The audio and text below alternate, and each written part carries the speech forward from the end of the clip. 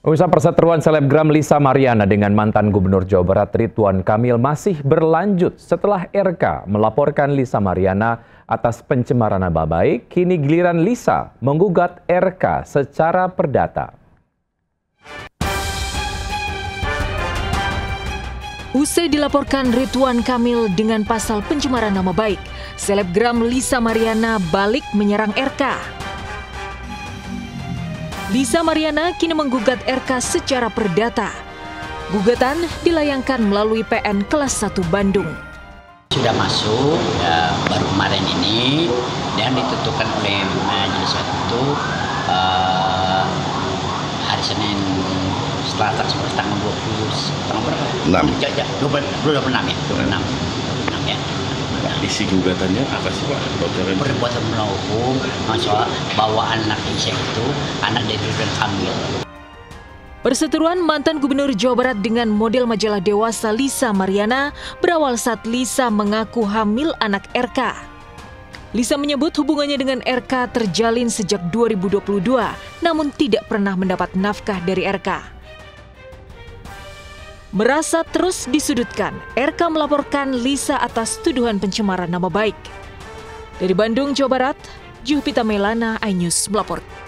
Terima kasih Anda masih bergabung sama kami, pemirsa. Truk bermuatan pasir menabrak angkot yang ditumpangi rombongan ibu pengajian di jalur Purworejo arah Magelang. Akibatnya 10 orang tewas. Truk bermuatan pasir diduga remblong saat melintasi jalur Purworejo menuju Magelang. Tak terkendali, truk menabrak mobil angkot rombongan ibu pengajian. Truk baru berhenti usai menabrak warung dan rumah di pinggir jalan. Angkot hancur tak berbentuk, 10 orang tewas.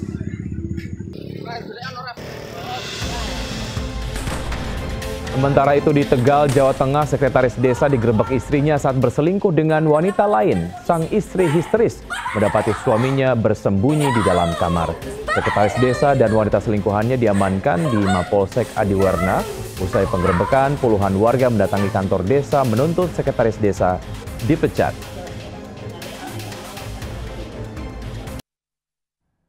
Pemirsa, dituduh penculik seorang nenek dianiaya warga hingga luka-luka. Sempat kabur, polisi akhirnya berhasil menangkap pelaku.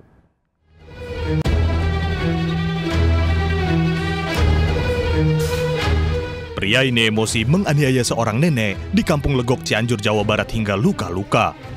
Kejadian bermula saat nenek Aisyah hendak ke rumah anaknya, meminta tolong pada seorang bocah untuk melewati tanjakan karena kelelahan. Namun usai menolong, bocah tersebut langsung berlari.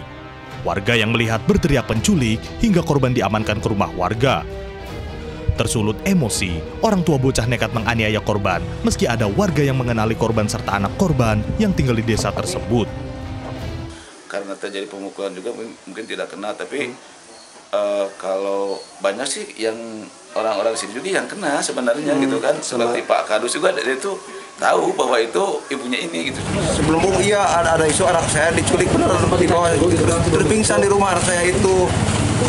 Terus saya memang mukul, udah banyak orang itu mukul, saking kagetnya saya lihat anak itu di rumah pingsan. Korban saat ini dirawat intensif di RSUD Cianjur. Dari Cianjur, Jawa Barat, Muhammad Andi Isyan, iNews laporkan. Pemirsa, Kapolres Pelabuhan Belawan AKBP Oloan Siahaan dinonaktifkan setelah menembak remaja saat membubarkan tawuran. 2 remaja tertembak, seorang diantaranya tewas.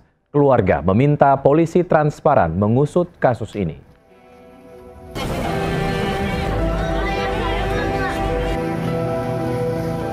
Duka menyelimuti keluarga saat pemakaman syuhada remaja 16 tahun yang tewas tertembak Kapolres Pelabuhan Belawan AKBP Oloan Siahaan. Penembakan terjadi saat polisi membubarkan tawuran di kawasan Tol Belmera, Medan. Selain syuhada, seorang remaja lain juga terkena tembakan di tangan dan masih dirawat intensif. Keluarga korban meminta polisi mengusut tuntas kematian syuhada. Harapan saya, Pak, ya gimana baiknya lah, Pak, kan gitu kan. Diusut tuntas lah penembakan. Iya, Bapak. Polisi menggelar olah TKP dan memeriksa sejumlah lokasi mulai dari tembok pembatas tol hingga CCTV. Akibat kejadian ini Kapolres Pelabuhan Belawan dinonaktifkan. Polda Sumut membentuk tim khusus untuk pemeriksaan. kami masih mohon arahan dari Mabes Polri untuk menonaktifkan terlebih dahulu Kapolresnya untuk melakukan pemeriksaan. Ini demi transparansi, ya. Kita nggak main-main terhadap penegakan hukum. Tawuran terjadi Minggu dini hari saat mobil AKBP Oloan memasuki tol Belmera. Pelaku tawuran mengadang mobil dinas Kapolres dengan senjata tajam. AKBP Oloan turun dan melepas tembakan ke kaki, namun kondisi gelap hingga jatuh korban. Dari Medan, Sumatera Utara, Yuda Bahar, iNews melaporkan. Pemirsa, seorang komika asal Makassar mengaku menjadi korban kekerasan seksual saat ia masih remaja. Pelaku ASN yang juga seorang guru mengaji di sebuah masjid ditangkap polisi. Korban 16 santri laki-laki.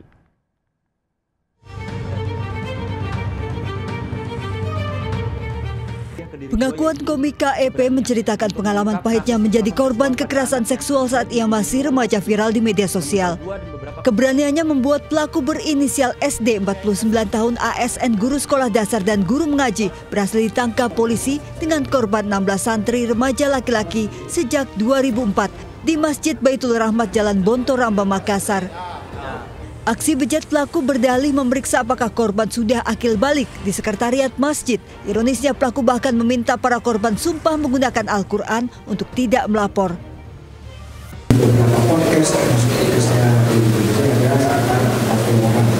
Namun demikian, memang saya rentang waktunya ada yang masih bisa sendiri, ada juga yang sudah tidak bisa karena sudah daluarsa.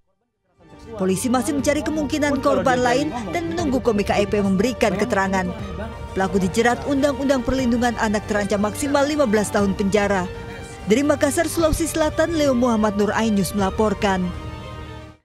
Pemirsa, baru 7 bulan menjabat anggota DPR, Ahmad Dhani tersandung 2 kasus etik membuatnya diperiksa di Mahkamah Kehormatan Dewan atau MKD hari ini. Politisi Gerindra itu dilaporkan atas pernyataannya yang dinilai seksis dan menghina marga tertentu.